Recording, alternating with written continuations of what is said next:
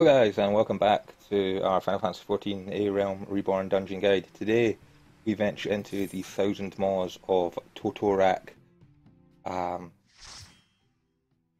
nice dungeon down in the Gradania area.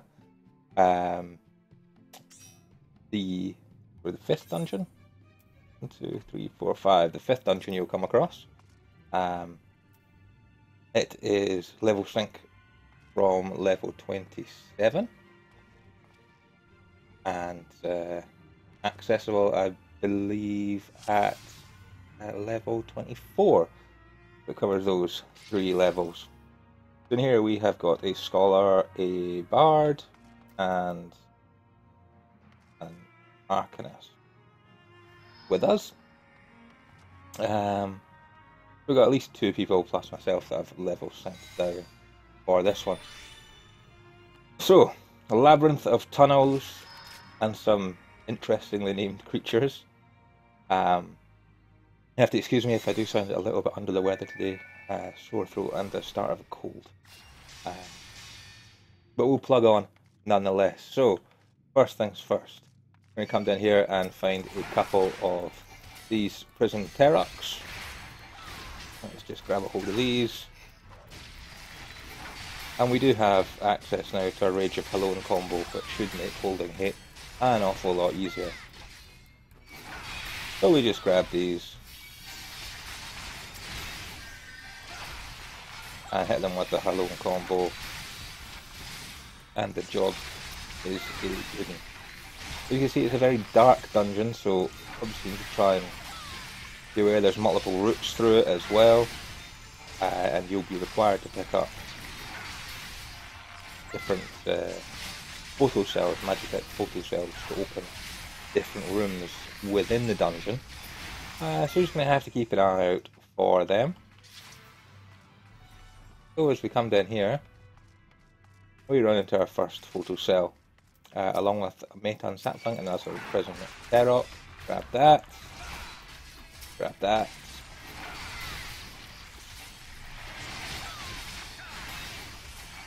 And Hello combos will be enough to hold on to N8. Now the Metan saplings have a little area of effect attack cone in front of them. So you want to hit them, get a point away from the rest of your party.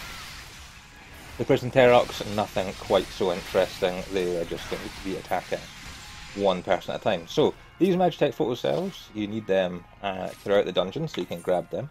As you can see, multiple routes through the dungeon. You can go up this way to the accusation chamber, where there is a treasure coffer that will contain most likely a potion of some description. Now when you get down here, 2 routes go through this dungeon.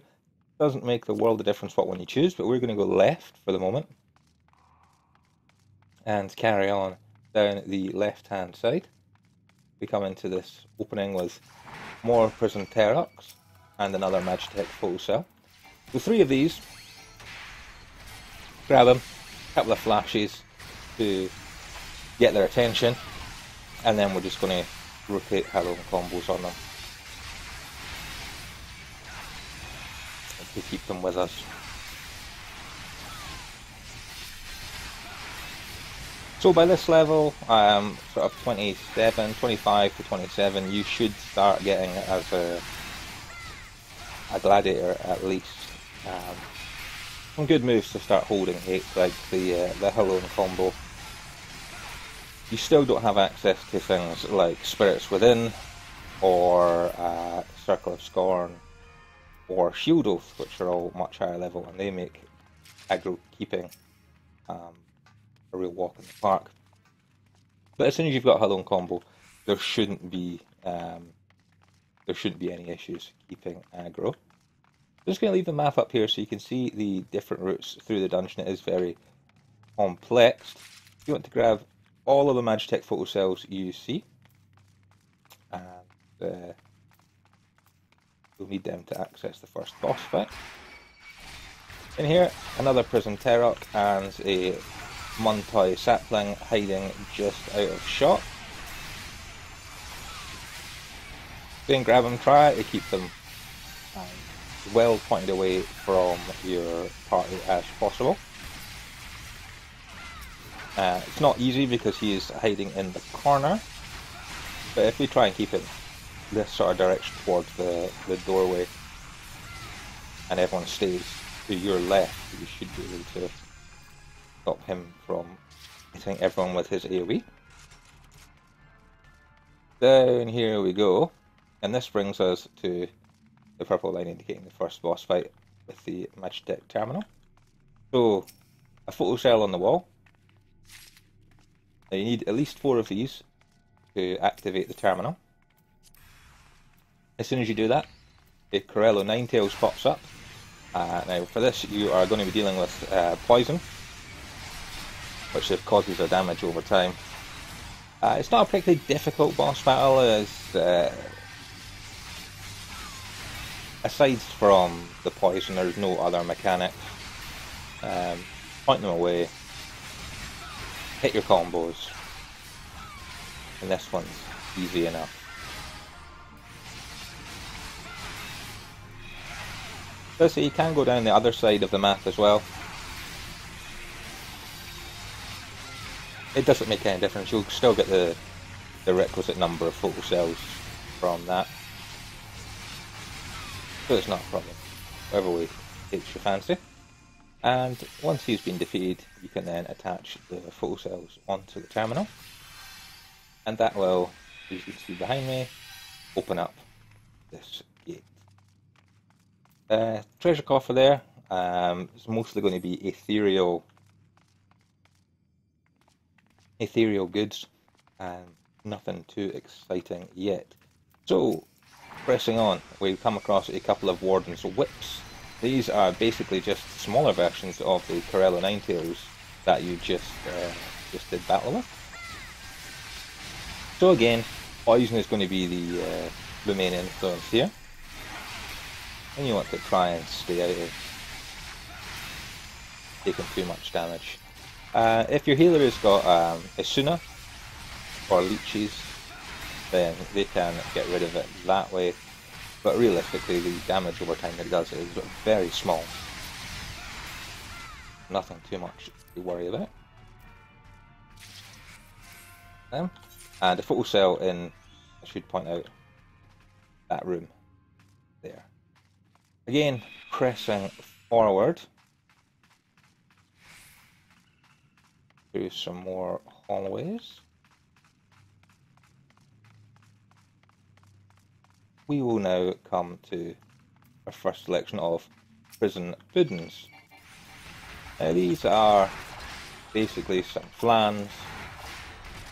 Classic Final Fantasy enemy, the flan. Lovely looking things like a giant jelly.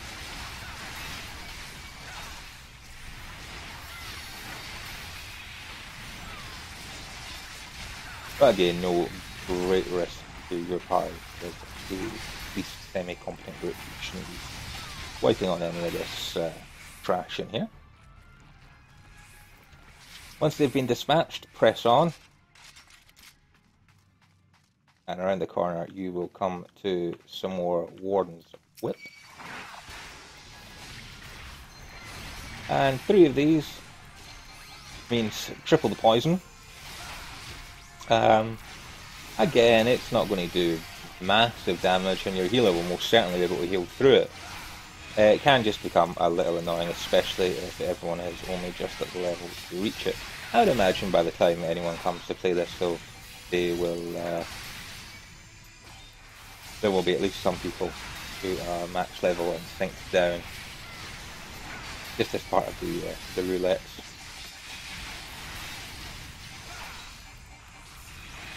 So these whips, one of them will drop a photocell for us.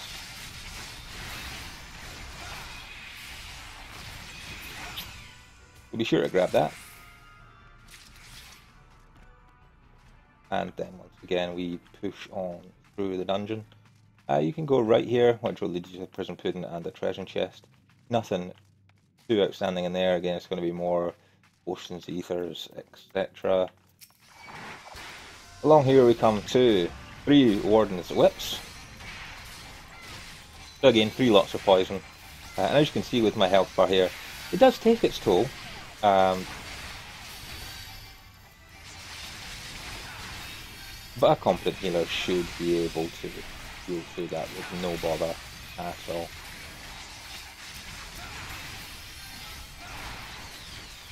So through these early dungeons, the tank role is pretty simple. Rest assured it does get more complex later on. But realistically, at the moment, all you need to do is point everything away from your party and make sure they are attacking you. So very straightforward. Jump up the step, up, up. And then we get to, you see these sort of cobwebbed arches here. So try and keep your group fairly well together because you'll get sucked through. And then a web will form over it. More of an annoyance than anything else, but it can separate your group. And if you leave your healer trapped on the other side when you get attacked, it could potentially wipe out an inexperienced group. To deal with the Muntai sapling, make sure that everyone's back together, and on we go. Up here. And here's some cell mites. We're going to be seeing an awful lot of these throughout the dungeon. Oh, somebody had regen on before the pool. That's not good.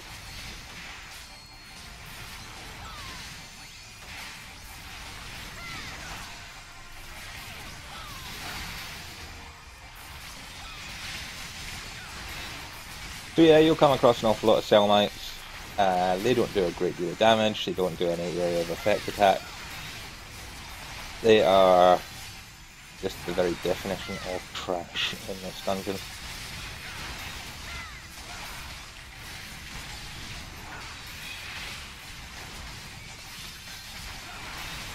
Nothing spectacular, but dispatch them with relative ease. That's it for this room. So another sticky web. Just hack your way through it. Problem at all. Now you need 4 photo cells for the terminal. We only have 3. So we can go this way. And if we progress down here, you'll see there is our 4th photo cell. Hidden behind a Prisoner's Delight and a Mire Trap. The Prisoner's Delight, just a sort of fungar type thing. Mire Trap is really just very similar to a Muntai sapling. Usual rules apply, point them away. There's Y, there's the corner area of effect. Point them away, hack them down, no problem whatsoever. And that gives us our 4th and final photo cell for this dungeon.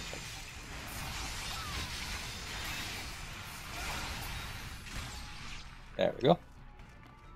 Now back to the room with the Magitech terminal. Now how these terminals work into lore is that originally these tunnels were all sealed off, and as such they used these Magitech terminals to do that. And so we have to deactivate them so we can progress through. The next enemy, Corella Ninetails again, but this one does come with some ads during the fight, so if I just scroll out a little bit, you'll be able to see them when they appear. I'll close the map for the moment as well. There we are, 1 Warden's Whip on each side. Nothing too special, flash that one, shield lob that one. So you gather them all together, so if you have anyone with decent area of effect, they can just use that to take them down. But just make sure everyone is focused on you. You don't need to worry too much. It's very straightforward, but really just introducing you to enemies spawning midway through the fight. Getting used to that because it is going to be fairly major part of fights going forward from here. Once that's done, photo cells in the terminal.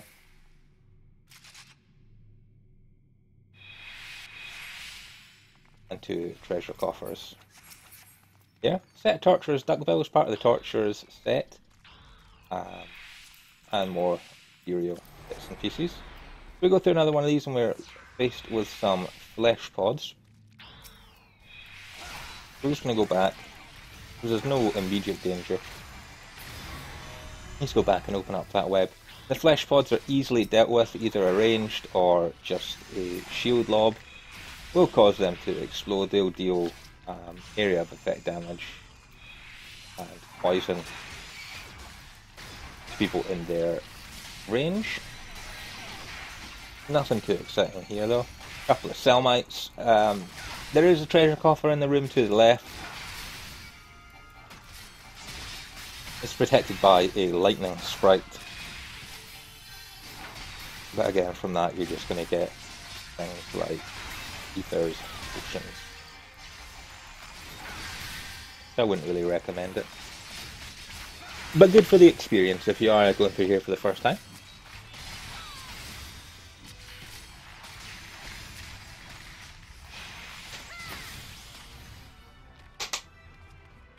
As you walk through this sticky stuff, it just slows you down. It doesn't do any actual damage to you. We come across another Selmite. So just turn it around and lay waste to it.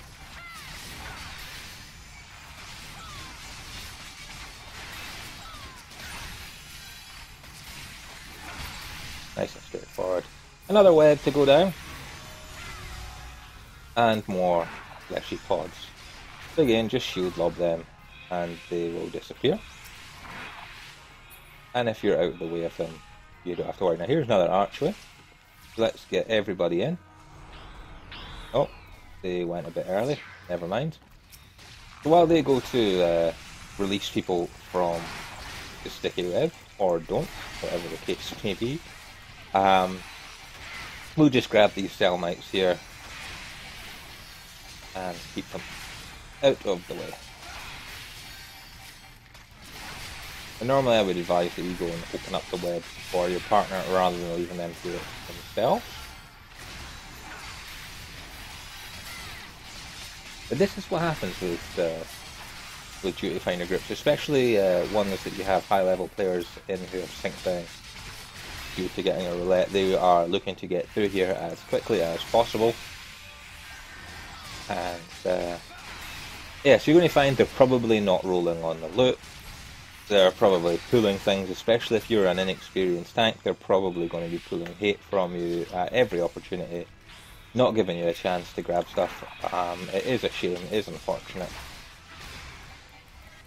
It's also just the way it is. Disappointingly, a lot of players are just looking to get in and out as quickly as possible, with no thought for the newer players. We'll dispatch a couple of those enemies. That brings us to the sticky web. Easily dispatched, more fleshy pods. As you can see, I was caught in the burst for that. 15 seconds damage over time. Again, as we progress through, pull the map back up for you. You can go straight ahead here. It just leads to a treasure coffer and another couple of enemies. Nothing particularly exciting. As we move now towards the final stage of the dungeon, we find more fleshy pods and a sharp 180-degree turn, and finally the Abyssinian chamber door. I want to pop open, and this leads us into the final stage here. So you see the cobwebs, they pull you through. Immediately turn around, look behind you, there is a Selmite. Grab a hold of that.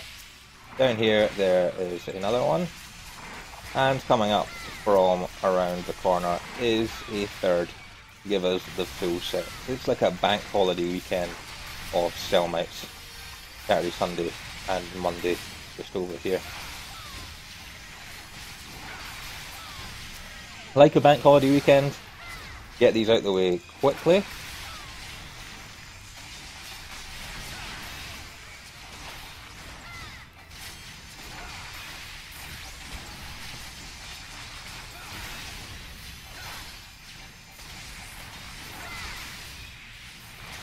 There we go, and again, progress through.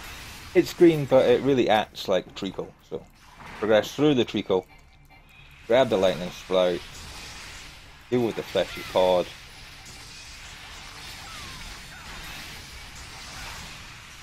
and this will bring us to the final boss of this dungeon.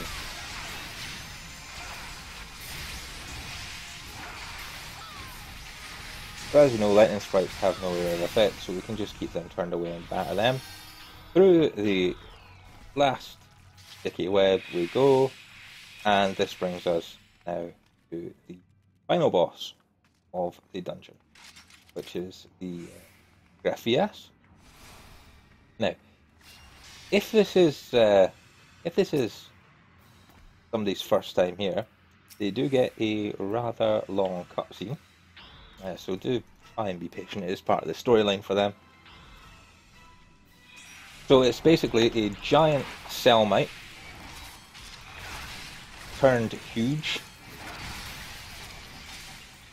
As a tank, you want to keep it pointed away.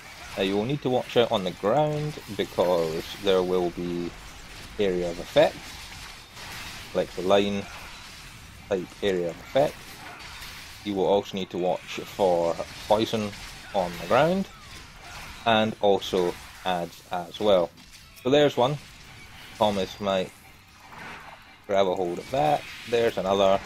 Grab a hold of that, and bring them all in. Keep a hold of them with flash. Maybe a cheeky rotation as well. If people are going to choose to attack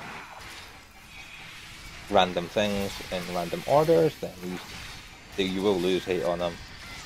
You can try marking them up, but people will probably just ignore that if they've level synced down anyway. So there are some knockbacks in here as well. It'll just knock you back into the green treacle. Nothing too much to worry about, really. And there is the poison on the floor you need to watch for. So when you see that, just pull him out of it. Get him out of the way of the green poison and keep him hidden. Now, halfway through this fight, his tail becomes attackable. I don't know if that's a word, attackable. I'm going for it. Focus attack on his tail.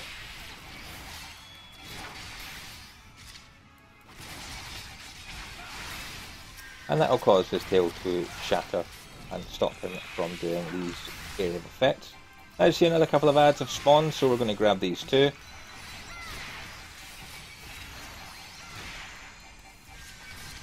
And just make sure we've got a hold of them. The tail still is alive, nobody's focusing on it. Far from ideal, but there the tail has shattered, as you see it's flopped onto the ground, indicating that it is broken. No more poison on the ground to worry about. Still just adds fleshy pods spawn, allow people to destroy them, kill this, and the job is a good. That's 1,000 Maws of Toto Rak. Remember to commend your party members. And yeah, that's it. Nice and simple. The loot from the last one you're going to find is a weapon as part of the set. In this case, it's Howling Talons for a pugilist or a monk. No use to me. Now, if you look up in the top right hand corner of the video, you will see a subscriber link. Give that a click. You will be subscribed. You'll get updates whenever I post my videos. And if you look down below the video, you'll see the like button. Give that a prod.